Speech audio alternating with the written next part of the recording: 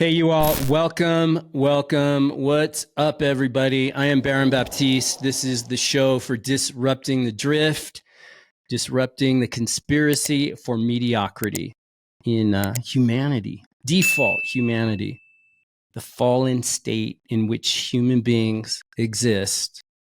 We need to disrupt that. And through our conversations here, we can take a look at what does it take to resurrect oneself and one's life from within into the without. As you know, I like to say this is a place where we can tell the truth and the truth can be told. Make sure to subscribe to the show if you have not. We're posting 2 of these shows each week on YouTube at Baron Baptiste and Baron Baptiste podcast on YouTube, and then also on all Apple and Spotify, all the other places where you can locate a podcast. Share the show if you get some kind of insight or value or contribution of any shape or form. Please share the show. It's how we grow. And I'm here with my friend David Masters. David, how are you doing? Doing great, brother. Always better when I'm with you. Yeah, it's always good, right? I always walk from these conversations just in a new place, new space, sometimes walking a few feet off the floor. At least it feels like that. I love it. So, also, y'all, send questions to disruptingthedrift@baronbaptiste.com. We appreciate your questions. We have a great question that one of you sent in. We're going to kind of tackle that today.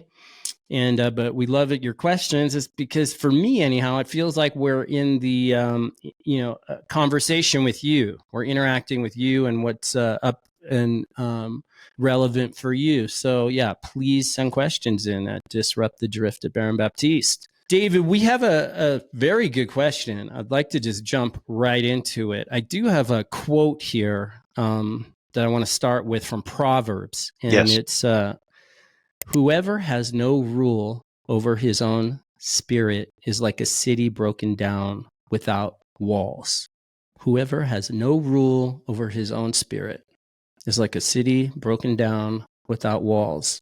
If your spirit has run, rampant and it's got you have no discipline in life, no direction in life, no purpose in life. You're left in just living, like a ship without a rudder, no direction in life, higher direction and vision. Was it Jesus that said, "People without vision perish"? Yes, yeah, it's scriptural, absolutely.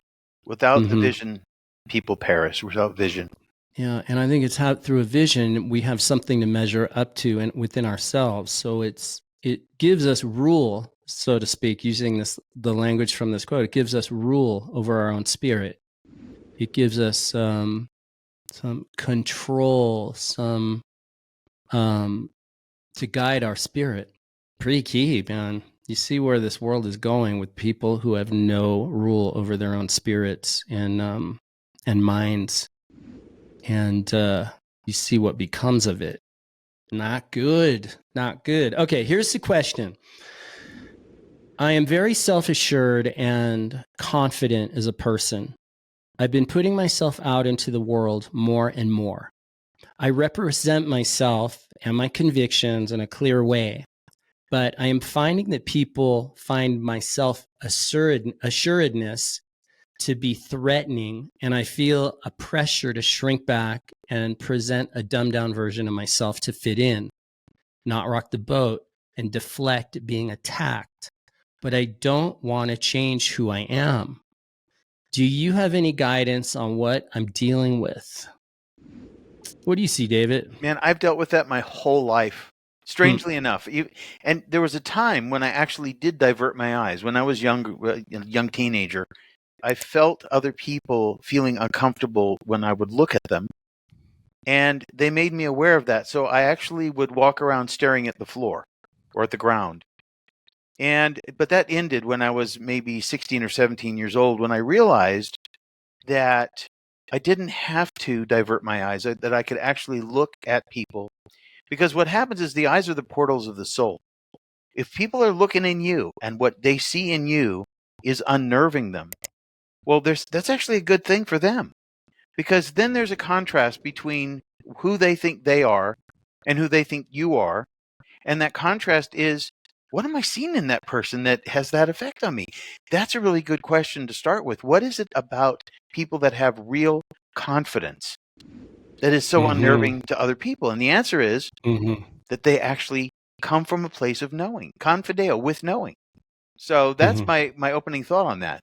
Yeah, it's very, very good. It's interesting to me how it's an inside out phenomena. It's like outside in. Yep. And then ultimately it's inside out. I think that, within ourselves, I know I'll speak for myself as I'm out in the world and I'm confident, I stand in my convictions, I, see what's so, I trust my intuition, I put voice to what I see, to what I know. And in that confidence, it stirs up something in people. And I think it stirs up either inspiration, like others are inspired to find that kind of inner strength and confidence within themselves.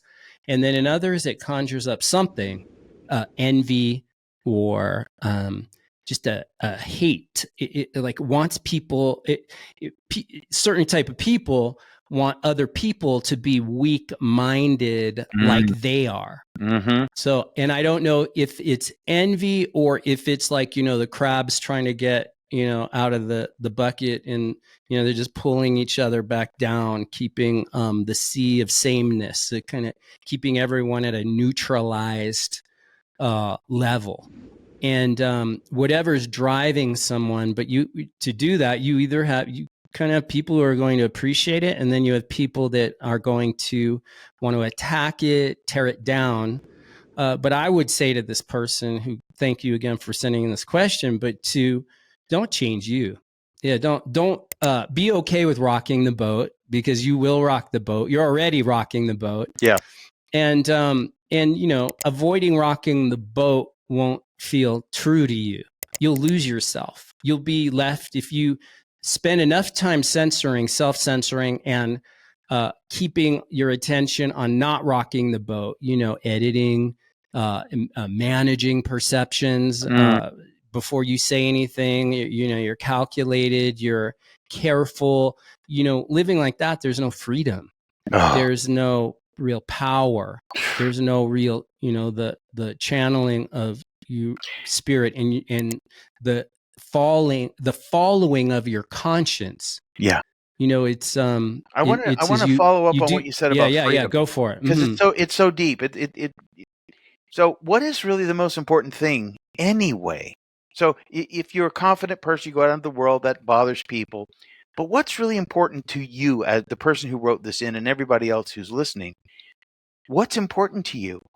And I would say that if freedom is not as important as acceptance, then really you're going to live your life without freedom. You really are going to be in a prison of your own mind, thinking and weighing and measuring how you're going to say or not say things to sort of fit in.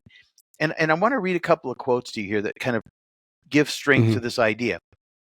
Be who you are and say what you feel, because those who mind don't matter, and those who matter don't mind. That's good. Wait, who said that? That is Bernard Baruch. I don't know who that is, but Bernard, good job on that. Dang, that nails something. Yes. Yeah. Yeah. Here's another one too. And I believe this is sort of like from the Lord. This is but it's by Carter. When you say the Lord, what does that mean? In other words, is that like Jesus? Yeah, it's from the higher power. This is a person who's relating this from the higher power to another person. It says, if there is a tomorrow when we're not together, there's something you must always remember. You are braver than you believe, stronger than you seem, and smarter than you think. But the most important thing is, even if we're apart, I'll always be with you.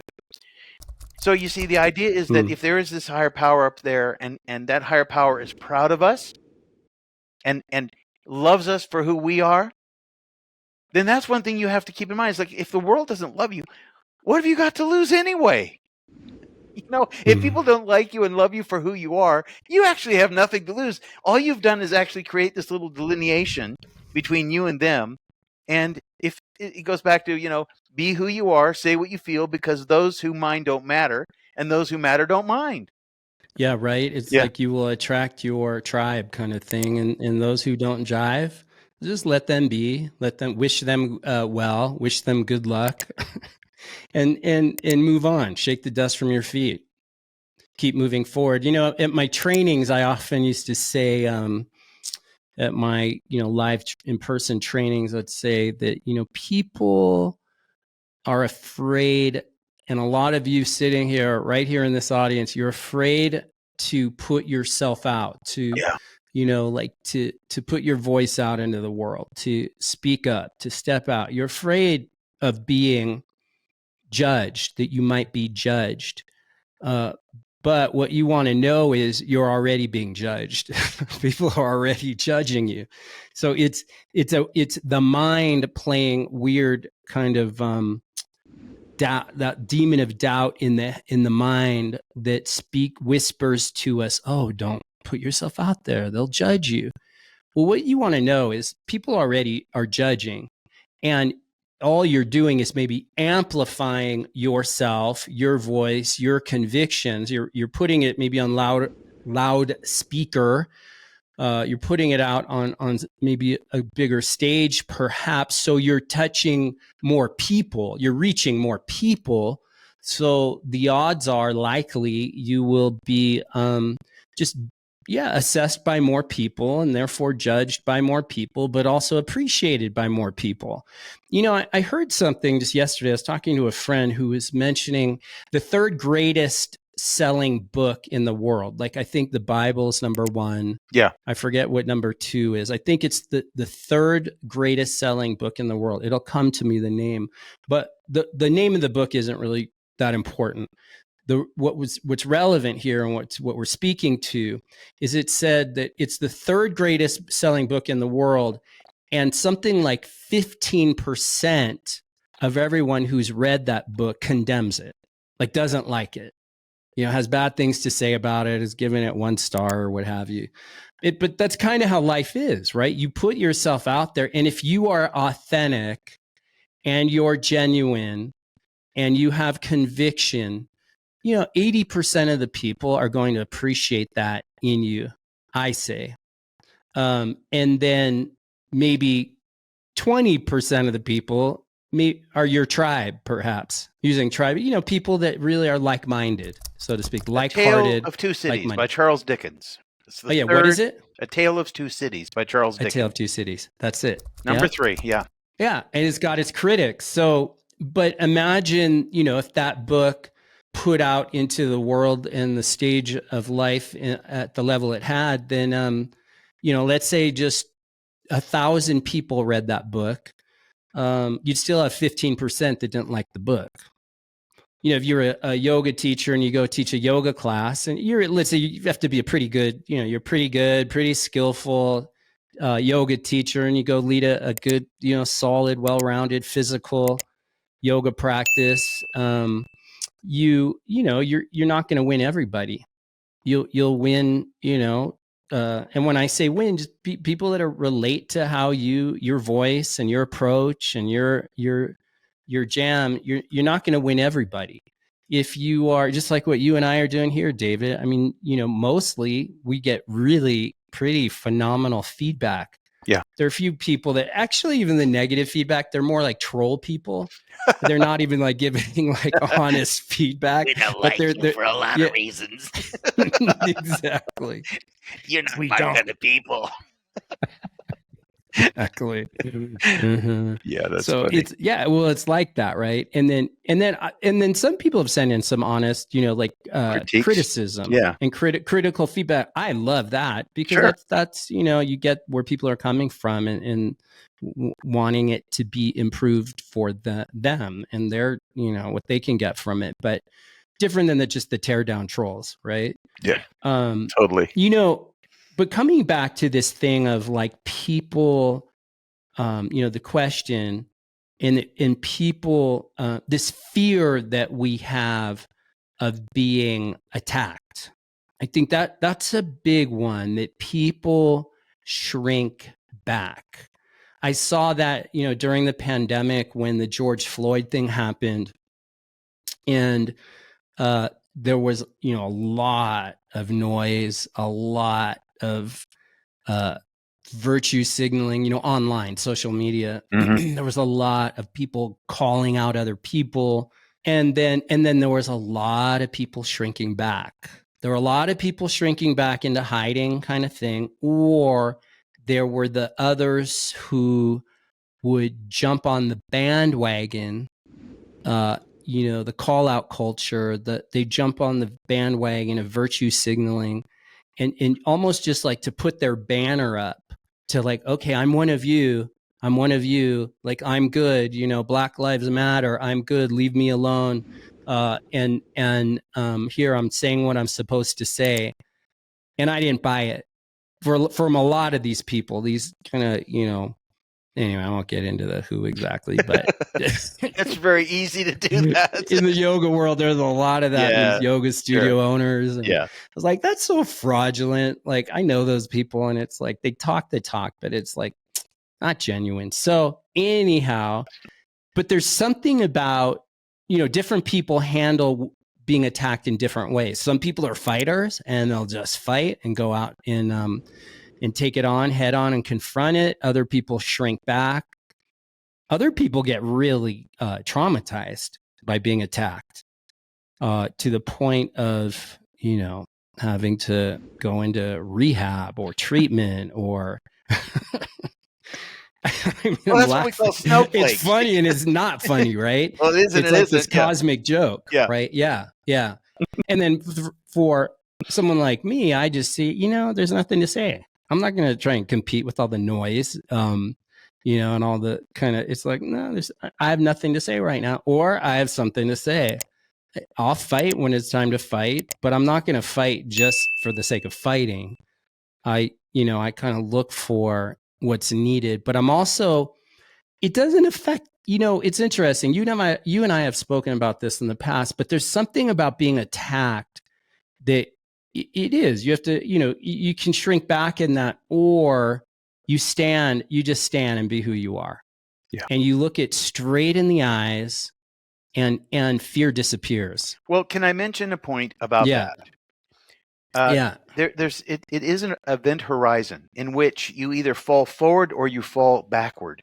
And, the event horizon, if something can knock you down and drag you backward, then really there's nothing to be lost there other than your own sense of individuality and your own sense of purpose in life. And this is what these people exist for, because they themselves have no purpose. They are a magnetic force that tries to pull you into their black hole, because misery loves company. But at the same time, not being dragged backward, not being knocked down. There's a song, I get knocked down and I get up again. You're never going to keep me down. That is the attitude that you have to acquire. That's the attitude of success. And if there's something that comes along and knocks you down and keeps you from getting up, well, then you've become subject to whatever that knocked you down, and now you're its slave. But there is a sort of salvation from that, which is, I really don't have to care what anybody says. Here's another quote for you. Don't let the expectations and opinions of other people affect your decisions. It's your life, not theirs. Do what matters most to you. Do what makes you feel alive and happy. Don't let the expectations and ideas of others limit who you are. If you let others tell you who you are, you're living their reality, not yours. There's more to life than pleasing people. There's much more to life than following others' prescribed path. There's so much more to life than what you experience right now. You need to decide who you are for yourself. Become a whole being. Adventure. That's Roy Bennett. I don't know who that is either, but it's absolutely, it's a brilliant point. Forget about what everybody else says. But if you're challenging them, of course they're going to push back on you. And if you look, I know when people are attacking me a bit during the pandemic online and stuff, and attacking people people close to me, people in my world, people I knew, people I didn't know. I was observing other people getting attacked. But when one thing I was like, wait, these people live in La La Land, like they're in an unreality. right? And it's on social media. Yeah. It's online. It's in this, and people are behind their devices. So you've got this keyboard kind of warrior. Yeah. I think one thing about online, it allows people to kind of just vent their dark side. Mm-hmm. Because when you're and some of those people, my point is, in some of those people that I knew from in person, and then seeing how they're talking online, attacking me or attacking people I know, I like, all I had to really do is look at who those people are, Mm-hmm. and just my experience of them. They're firstly, they're obviously around them. You feel their inauthenticity. You sense, oh yeah, they're all smiles and they've got this camouflage of compassion and kindness and positiveness. But underneath there's some kind of resentful, envious, jealous something, and not just of me. I just see that's how they kind of are and operate around others, but it's camouflage. But I have, like you and I, we've been around people, a lot of people over a lot of years, and you start to read, you can kind of read who's like, there's something else running that person. Mm-hmm. But when I would see those people attacking, and I would just look at who they are. They're miserable in their marriages. They dominate their husbands or wives. They dominate their kids. They're not successful. They run their whatever, their business or their coaching business or their yada yada, and they've not really done much because energetically they're snuffed. Mm-hmm. Energetically, they're stuffed down, and really they're driven by resentment. And that resentment that brews in there turns into a strange cocktail and concoction of poison. Yeah. And you kind of just look at those people and it's like, dang, I actually have some empathy. I actually feel some love and pity But for those people. And how am I going to give those people any power over my life when I have a much more elevated life? Yeah. And I'm not talking about money and material things. I'm just saying I'm much more elevated in my relationships with people in my life and my contribution, the positive impact I've had with people in my life. And I don't even have to compare myself to these people. I just know who they are. And at times I've tried to help some of those people or give them opportunity, and they will take themselves out at every step. So it's kind of like, I'm speaking, let me just say this. I'm speaking to the person also who sent in this question, and anyone else who's dealing with a similar kind of thing. It's like, if you just take a look at the kind of people that would attack you, and then look at the kind of people that actually are in admiration of you or with you, or an appreciation or a like-heartedness. Those people are elevated. Those people are up to something in life. Mm-hmm. You don't see them attack. You won't have to worry about the bigger people in life are not going to be coming after you. Yeah. It's the minion, the peon people. So a couple of points. Spiritual peons. Yeah. Yeah. I started, as you know, I started doing public speaking very young, 19 years old. What did I know? I think you came out of the womb talking. I love right that. into your diapers. Yeah. But I started... when you had a dirty diaper, your mom heard about it.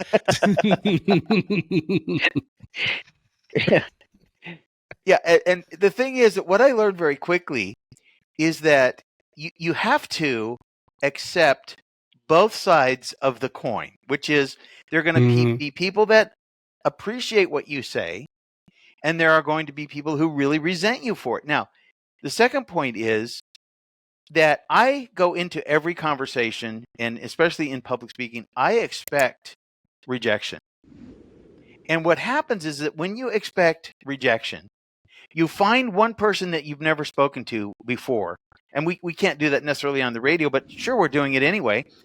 And if I can get through to that one person, then I've accomplished my goal. And then you hear a little bit of feedback. You don't hear a large amount of feedback from people that agree with you. You hear a very small amount of feedback from people who thank you and say, wow, that was really good. Appreciate that. So that little tiny bit of feedback nourishes me, because That's what it's all about. You're out there to push back on the status quo. You're out there to disturb people's thinking, to disrupt their drift, right? You're out there to do that. And if you're not getting a lot of pushback, first of all, you're kind of lucky because a lot of people don't really appreciate what you do. And when you're telling the truth and when you're speaking out and standing up for things that you really believe in, because you're making them all look at themselves, you become their mirror.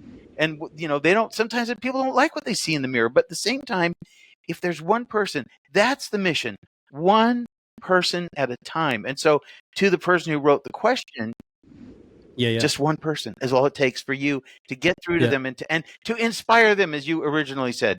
Yeah. Let me just kind of piggyback this, because there's another side to it that as you're speaking comes to mind is, well, you said, it feeds you when people appreciate you, even if it's just that one person in an audience. Yeah. And so, there's something about that, I think, on many levels, because there's something in, well, for all you listening, and I'll include myself in this, is to remember when someone does give something, maybe through their words, their presence, that elevates you, that contributes to you at some level. There's something about appreciating that person, like literally saying thank you, or people who have been the source of your life in great, or a source of some part of your life, or contributed to your life, past, present, future. There's something about just showing gratitude and appreciation in whatever kind of way. Doesn't have to be, big fancy something, but just the acknowledgement. And this is what I'm pointing to. It's good for them, right? Just like it's good for you, David, but it's also good for you, because and this is the point, listen up, y'all. What you appreciate in others, you allow yourself to have. So you appreciate confidence in another. Yes. Or someone like our friend who sent in this question. You appreciate someone who stands in their convictions, and they, you appreciate that in them. You allow yourself to have the same. But when you condemn that in another, you're condemning it in yourself. You're actually not allowing yourself access to what it inspires you or could inspire you. Maybe you secretly want it, and somehow you got wired up, maybe from a small age, to actually tear it down, to be envious, instead of appreciating. Maybe you learned that from your mom or your dad or some environments. Maybe as a part of the culture that you cultural or communal environment you grew up around, where people were more envious of anyone who rose above the crowd. Well, you need to confront that. You need to notice that in yourself, acknowledge that in yourself, start giving that up, letting that go, forgiving that side of yourself, that judge, jury, executioner, and stand above that and start appreciating what you see in others that actually you want. That's such a great point. I remember, I'm just thinking back to one time, a friend of mine drove up in this really nice car, and I had a really crappy car when I was young. And he gets out of the car and he goes, "What do you think?" And I go, "I hate you." It's the same thing. Instead of me thinking, yeah, I think maybe one day I'll have a nice car like that, is like my first reaction was, "I hate you," because he had something I didn't have. Yeah, it's right there. And I think saw that, and I never said it again after that. It's in default humanity. Yeah, it's right there. Yeah, I mean, I've seen that in myself at different points. I don't have a lot of that, but I know exactly what you're talking about. But it is nothing that's ever driven me. But I certainly have been the brunt of that. Oh, like yeah. I have no. I was always kind of a blind spot. I was like, why are people at me, attacking me, like lying and making crazy shit up, like Twilight Zone, like stuff that doesn't even exist. But what is it in them that needs to spread venom? And I'm like, there's some kind of light, some kind of goodness I must have that's triggering people to attack at whatever level. But usually those attackers, here's another thing for the person who sent in the question. Usually those people who attack are cowards, and they have big voices online nowadays. But you see those people in person, you run into them in a room or a restaurant or somewhere. Yeah. They'll be totally friendly, or they'll just look away, or they're the people that in person are usually the wallpaper. Mm-hmm. And once in a while you get a real arrogant, narcissistic one that's just vulgar everywhere. But mostly these online people have found a way of venting and tearing down that they could never get away with that in person. It's one of the strange phenomena of this online world we live in. Well, what I want to say is that we are all, believe it or not, are you familiar with Greg Braden? He's a spiritual... Oh, he's a friend of mine. Yeah. He's a friend of mine. Very interesting guy. Yeah, I haven't talked to him in years, but I met him at a dinner. We had we have the same publisher, Hay House. Yeah. And Hay House invited me into at one of their conferences. And they had a dinner for all the authors, and this such like really bright, energetic guy comes walking, Baron Baptiste. Oh my gosh, I can't believe I get to be in the same room with you. You're such a cool guy. He goes, I've been doing your programs and your stuff for years. And he was so positive. I'm like, wait, who are you? He's like, my name's Greg Braden. Is that how you say it? Yeah, Braden. Yeah. Author, prolific author. Prolific and prolific thinker, researcher, right? Yes. Researcher, cool guy. Recently talking about mirror neurons.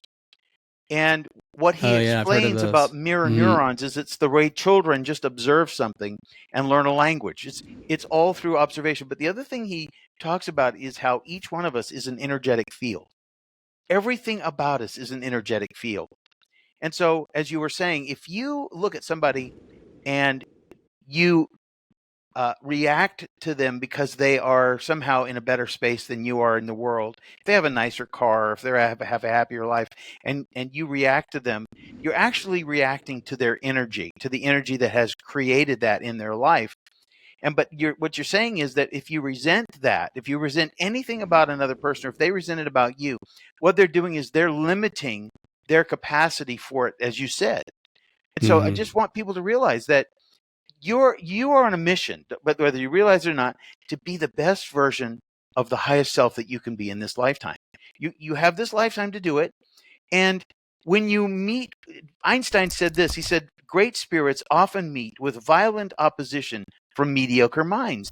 Here's what Bertrand Russell said about that. Do not fear to be eccentric in opinion, for every opinion now accepted was once eccentric. Say what you think. It doesn't matter if you're wrong. It doesn't matter if you only have half the pieces of that puzzle. Be yourself. If you don't see the big picture about things, who cares? Who are you trying to impress anyway? Right? Yeah. Well, totally. And then there's this practical side in the world we're now living in, where if people speak up online or in person, and it does what they say or believe doesn't go with the party line, the narrative, accepted narrative, they risk losing, cancel culture coming after them, call out culture. They'll go after their jobs. They'll, take away their livelihoods.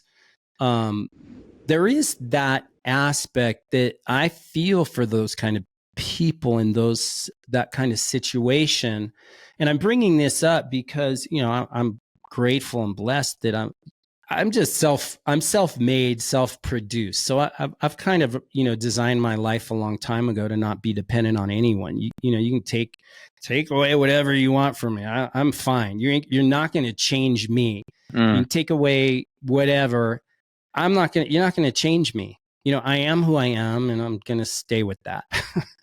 And, but I think a lot of people are in this strange place. Now, I bring this up because, well, what if you did, here's again, I think Jesus said, what gaineth a man if he gains the whole world, but loses his soul? Right. And so it's like, is there also like a faith factor? So if you speak up, you might lose what you have. You might lose friends. All right, that's easy. Let those people go.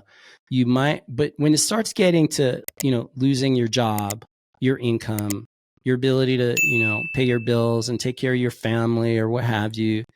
Okay, I get that now you start having to dig deeper and you start needing to look at, well, wait, what is my life for? What is my life about? What is my calling? What am I committed to? And do I have faith that if I lost everything from this, would I be okay? Would everything and the people I'm responsible for be okay? Would a new pathway open to me? And last thing I'll say, and I want to hear from you, is, well, to me, this is where there's the value of God, having God in your life. Now, a lot of people, and probably people that listen to the show, are like, I'm not into the God thing, or yada yada. And I think probably most people don't think like that, but maybe there's some. And okay, we could talk about, like, I've had spiritual experience that, I could say is a direct connection to God, but it's not like I always feel like that. I don't, sometimes it's like whatever God is for me, that experience goes away and then it comes back. And I know moments when it's back, when it's suddenly I've got inspiration in life. And it might just be moments in a day where suddenly there's hope, there's inspiration. I see a future, a purpose, meaning. It's like right there, God's in my life. But here's my point in saying it. Whether God's evident, there's evidence of God in your experience, but the belief in God and something greater than yourself that has your back and that will love you, care for you, not throw anything at you that you can't handle, and that he won't support. Just that belief in itself makes me more powerful. It makes me more powerful right here, right now, speaking that out loud. So if that belief in God gives me power right now, then why not keep that belief? Whether I need to, I can't see it, touch it, taste it, smell it, but it's visceral, it's real, and in some other kind of way that is beyond the physical universe. Amen to what you said. Yeah. Yes, absolutely. I'm reminded of the movie with Will Smith called The Pursuit of Happiness. Did you ever see that one? I did see that. I remember I saw that with my son. Yeah. Yeah. He went through real trials and tribulations and living, sort of on the street with his little boy. And well, what happened with him is that he never let it knock him down. And, it's that song, I get knocked down, I get up again. They're never going to keep me down. That's how you have to look at life. You have to embrace, and I'm saying this because I've learned from it more than anything else. You have to embrace the rejection for you being you. Embrace it. It is a sign that you're doing something that is affecting people. And if you're not affecting people, you're nobody. You're nothing. You have to just accept the idea that some people are going to be upset by it. But at the other side of that equation, if you're doing something right, and if you have confidence, which, confidence is with knowing, you know who you are. If you know who you are, you're going to upset the apple cart of people who don't. And it's just okay. It's just fine. Don't worry about it. It's okay, man. Go with it. It's your opportunity to, put yourself at issue. Put yourself at, on the line, at the edge, because that's where growth is. That's where aliveness is. That's where vitality is. That's where freedom is. That's where your growth is. It's by putting yourself at issue with status quo. And well, just by standing in your convictions and what you see and what you know as true, and then you are living true, and by default you are at issue with people. But don't be stopped there. And maybe we'll wrap up on this. Did you have one last thought? No, it's unavoidable. If you're going to be authentic, it's unavoidable. It's unavoidable. Yeah. As my mom used to say to me, you should quote, I think it was Abraham Lincoln, but just that, when you rise above the crowd, people throw stones. Yep. And it's not rising above the crowd as though you're like better than others. but you are putting yourself at issue with others who people live inauthentically. So when you're being authentic through and through, you're at putting yourself at issue. And you put that on loudspeaker, you're putting yourself at issue. So expect people to throw stones. So true. And the last thing I'll wrap up with is, at the end of life, you're either an example or a warning. And meaning we all do influence other people in one way or another. And, at the end of life, I don't think any of us will really be concerned about what all these other people thought about us at time, at the moment, in real time, in the moment. That's not going to be there for us at the end of life, on our deathbed. It just won't be there. But what will be there potentially is the person you've become through standing above and face to face and at issue with that which could potentially attack you or kill you off or threaten you. Yeah.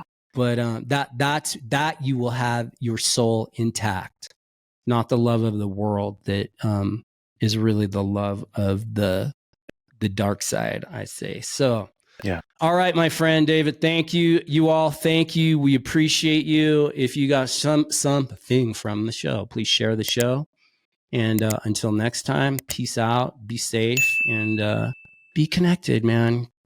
Find those lines of communication to yourself and get to know who you are and make it known in the world. Peace out.